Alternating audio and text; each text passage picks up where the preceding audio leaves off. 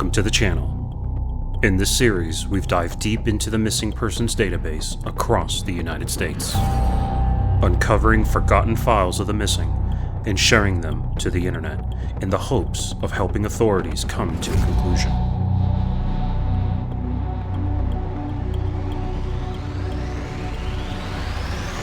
Welcome to the Absence Files. On March 28, 2020, in Albuquerque, New Mexico, a Native American woman named Pepita Redhair was reported missing after an escalated fight with her boyfriend in the late evening. Pepita was a proud member of the Navajo Nation. She loved to skateboard, cook, and draw while meeting new people. She was an extrovert through and through. Pepita also worked as a cashier at her local Hot Topic in Albuquerque, New Mexico, and was studying at the University of New Mexico with the hopes of becoming a teacher or an engineer. She was extremely close to her mother and also kept constant contact with her.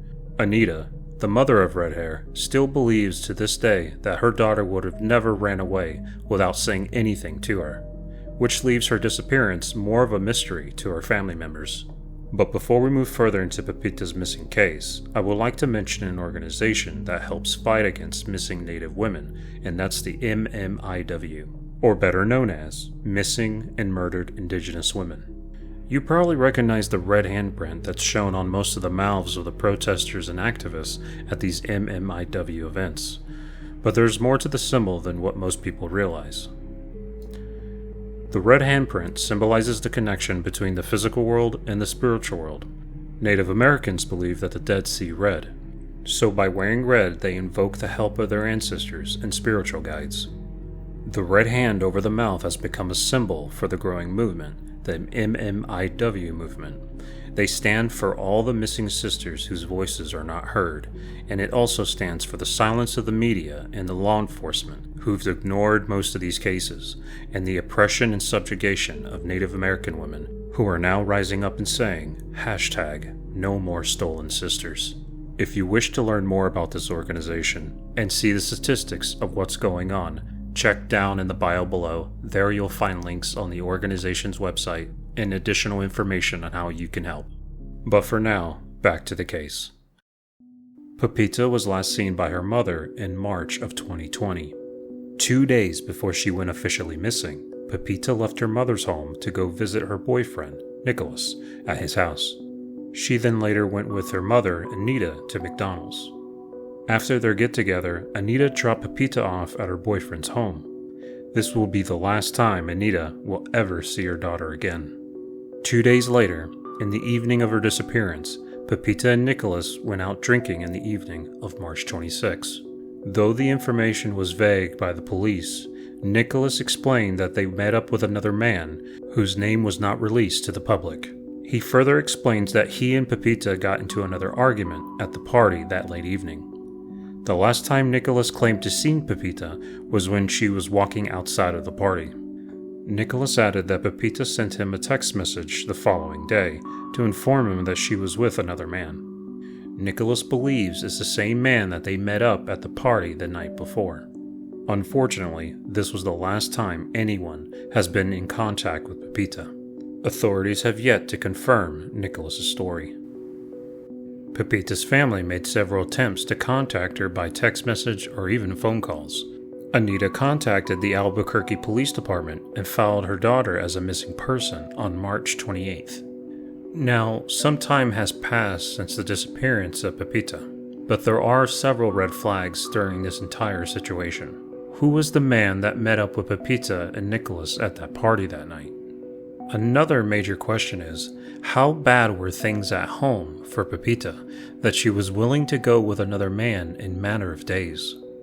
There's a lot of questions in the air that aren't being answered, and unfortunately it gets worse from here. 2 days after she was officially considered missing, Anita received a text message from Pepita's phone. The person who sent the text message said that they purchased a cell phone from someone, indicating that Pepita's phone had been stolen. Now, if we take a second and we look at the timeline, the last time that Pepita was reported missing was March 28th. There has been no information for over a month. leaving an extremely sour taste in the mouths of those natives in that community. Now a month has passed since the missing report has been submitted, and the only person to bring up her name was Nicholas, because he reported to the authorities that she'd gone missing on April 19th, 2020. It's unknown why he waited over a month to report her missing. Was it because of fear of the police? Or was it because of jealousy? Or maybe Nicholas had something to do with her disappearance. All we can do is speculate what happened. And unfortunately, due to the lack of interest in the case, further questioning and investigations was not reported publicly, leaving Pepita's family concerned on what happened. But even after that time, officials did mention a few key details over the relationship between Pepita and her boyfriend. The Albuquerque Police Department acknowledged that there was a domestic history between Pepita and Nicholas. The only thing they added at the end of their statement was they will be checking into their relationship. And unfortunately, even after several months have passed, no new information has been given about Pepita's whereabouts.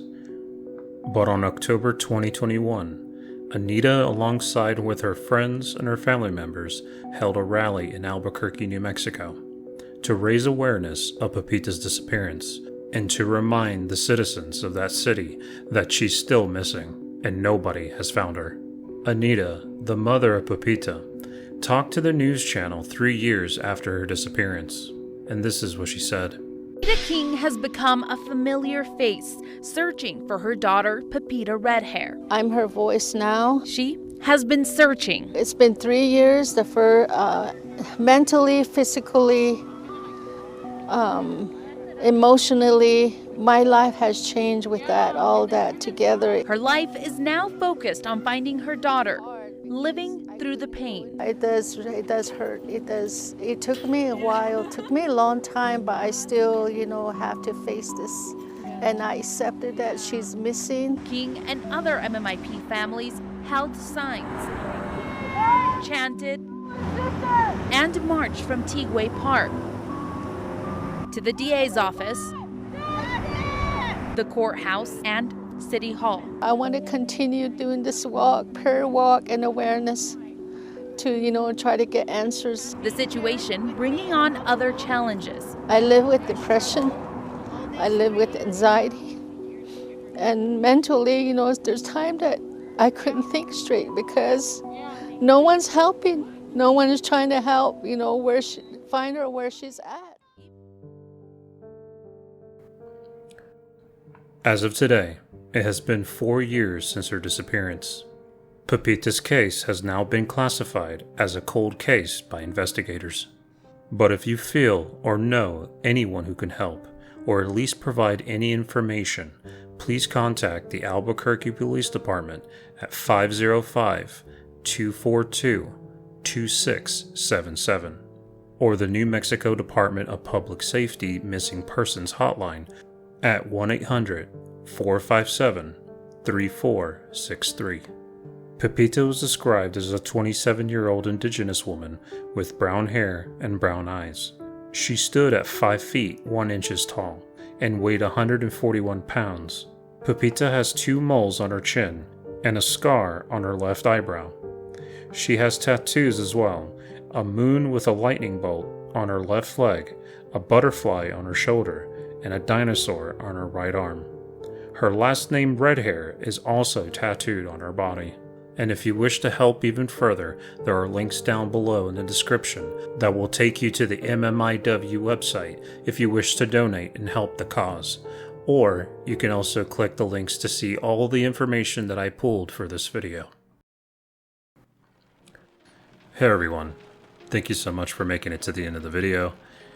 I kinda wanted to get this video out since last week, but due to so many complications with my health, I wasn't able to get it done sooner. But luckily I finally got it done, and I have another video that I'll be hopefully getting out on time this time. I appreciate all the love and support I've been getting lately. I'm also extremely grateful that our channel is slowly growing, and that I'm starting to see more responses of the videos that you guys might like. I also wanted to mention the organization I brought up in this video, the MMIW organization.